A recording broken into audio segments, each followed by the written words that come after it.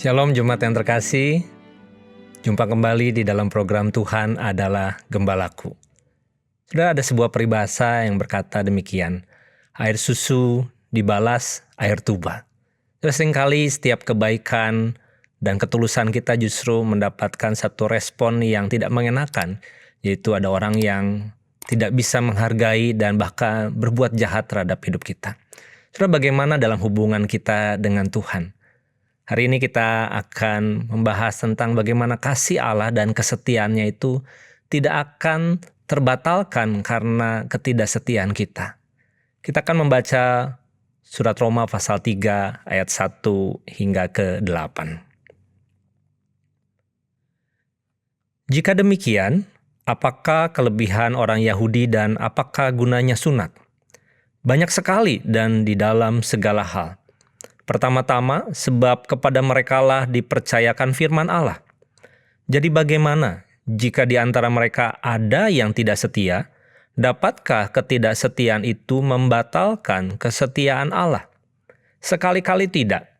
Sebaliknya, Allah adalah benar dan semua manusia pembohong. Seperti ada tertulis, supaya engkau ternyata benar dalam segala firman-Mu dan menang jika engkau dihakimi. Tetapi jika ketidakbenaran kita menunjukkan kebenaran Allah, apakah yang akan kita katakan? Tidak adilkah Allah? Aku berkata sebagai manusia, jika ia menampakkan murkanya. Sekali-kali tidak. Andai kata demikian, bagaimanakah Allah dapat menghakimi dunia? Tetapi jika kebenaran Allah oleh dustaku semakin melimpah bagi kemuliaannya, mengapa aku masih dihakimi lagi sebagai orang berdosa? Bukankah tidak benar fitnahan orang yang mengatakan bahwa kita berkata, marilah kita berbuat yang jahat supaya yang baik timbul daripadanya. Orang semacam itu sudah selayaknya mendapat hukuman. Saudara yang terkasih dalam Tuhan, orang Yahudi seperti kita ketahui memiliki hak istimewa menjadi umat pilihan Tuhan. Tapi bukan berarti semuanya itu menunjukkan mereka lebih unggul daripada bangsa lain. Sebaliknya, mereka memiliki tanggung jawab yang lebih besar untuk hidup seturut dengan kehendak Tuhan. Karena itu Paulus di sini menasihatkan agar orang Yahudi menyadari tanggung jawabnya sebagai umat pilihan Tuhan dengan tidak berpikir. Karena kalau Tuhan itu Maha Pengampun, penuh kasih, pasti tidak akan menghukum mereka. Namun sebaliknya pemikiran itu menjadi sesuatu yang sesat. Karena justru mereka sebagai umat Tuhan dituntut lebih untuk mereka hidup dalam kebenaran.